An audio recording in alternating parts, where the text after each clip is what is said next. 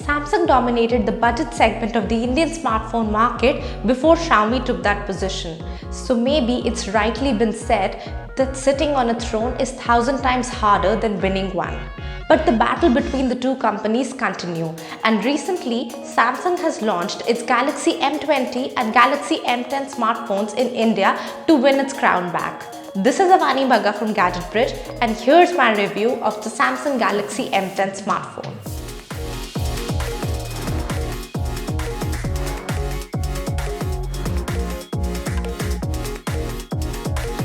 Let's begin by talking about the design of the smartphone. Samsung Galaxy M10 is one among the first two devices by the company to come with an Infinity V display, which basically means that it has a water drop shaped notch on the top to house the front camera.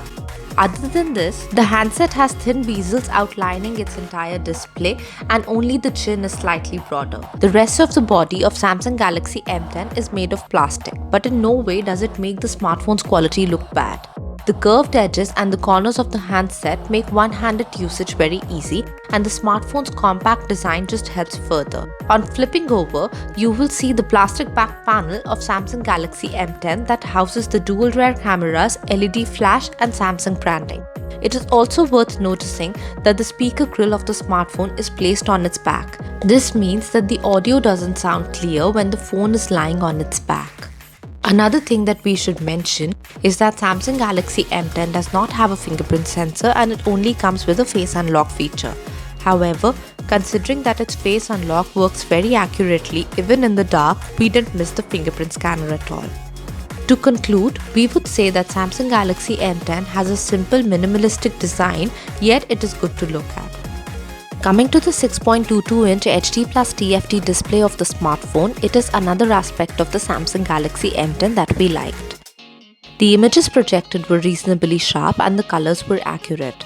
They remained consistent when we viewed them from different viewing angles. For the price point, watching YouTube videos and playing games on Samsung Galaxy M10 wasn't a bad experience, but don't expect too much from it either. The sunlight readability of the device could definitely be better than what it is. The smartphone does give the option of turning on the blue light filter for display, but the tones became too warm for our taste when we enabled it. To sum it up, we would say that there are more positive points about Samsung Galaxy M10's display than the far and few adverse ones. Samsung Galaxy M10 is powered by an octa-core Exynos 7870 processor coupled with up to 3 GB of RAM and 32 GB of internal storage. The smartphone houses a 3400 mAh battery and runs Android 8.1 Oreo kin with Samsung Experience 9.5 UI. Speaking of Samsung Galaxy M10's performance, it mostly worked well when used for day-to-day tasks. The apps launched quickly and it was easy to toggle between multiple apps. Even when we used the device for simultaneous tasks at a time, it could take it. And considering the price point of the device, it is definitely a plus. For instance, we often used the smartphone for gaming and navigation simultaneously while we were on our way to work. And in spite of being used for both, it did not show any lag and didn't heat up too. For gaming duties, the smartphone could definitely do better. Games like Alto's Odyssey ran well, however, graphic-hungry games like Asphalt 9 did show signs of stress at times. Nevertheless, we enjoyed most of it thanks to its superb screen. The battery of Samsung Galaxy M10 was among its best features. With usage that involved clicking photos, watching YouTube videos, playing games and some rather long phone calls, it lasted more than a day. We didn't have to charge it again till the next afternoon, which we think is very impressive. Cameras of Samsung Galaxy M10 left us with a bag of mixed feelings.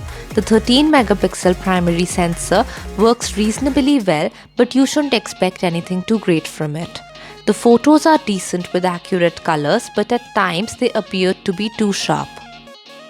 The shots that we actually liked were the ones in which the live focus mode was on.